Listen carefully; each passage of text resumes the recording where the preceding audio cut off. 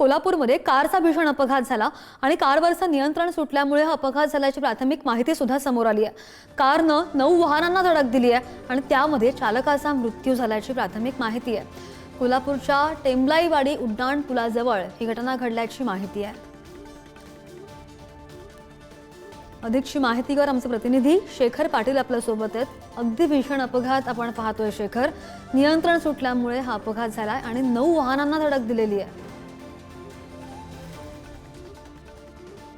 ही दृश्य इतकी भयानक आहेत ज्यामध्ये आपण पाहतोय जवळपास 7 ते 8 वाहनं जी आहेत ती या ठिकाणी लावलेली वाहनं आहेत। खर तर सुदैवाने त्या वाहनांवरती कोणी नव्हतं म्हणून हा एक मोठी दुर्घटना खर तर टळली। मात्र या संपूर्ण घटनेमध्ये चालक जो होता 55 वर्षीय त्याचा मात्र मृत्यू झाल्याचं पाहायला मिळते। मात्र ही सगळी घटना जी आहे ती कोल्हापुरातल्या टेंबलाईवाडी उड्डाण पूल या ठिकाणी असलेल्या उड्डाण पुलाच्या बाजूलाच खर तर घडलेली आहे।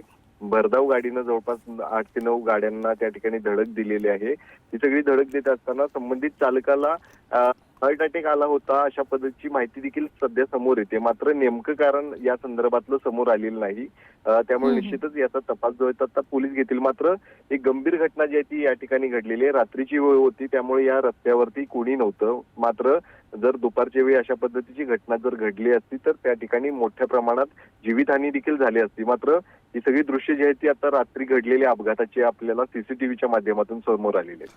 अगदी अगदी हा रात्री अपघात घडलाय आणि शेखर आपण पाहतोय की या गाडीचा जो वेग आहे आणि स्पीड आहे तो पाहून अंदाज येतो की हा अपघात इतका भीषण असावा। सुदैवानं कोणतीही जीवितहानी झालेली नाहीये।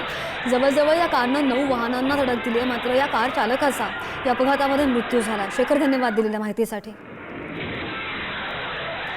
आणि हा जो सगळा अपघाताचा थरार आहे तो सीसीटीव्हीमध्ये कैद झालेला आहे। रात्री हा अपघात घडलाय तशी माहिती शेखर आमच्या प्रतिनिधींनी दिली आणि कार चालकाचं नियंत्रण सुटलं, मात्र या कार चालकाला हार्ट अटॅक आला अशी प्राथमिक माहिती समोर आली आहे। मात्र आणखी अधिकची माहिती पोलीस तपासामधून उघड होईल आणि या सगळ्या बातमीचे अपडेट्स आम्ही तुमच्यापर्यंत पोहोचवू। बातमी पाहतोय कोल्हापूरमधून।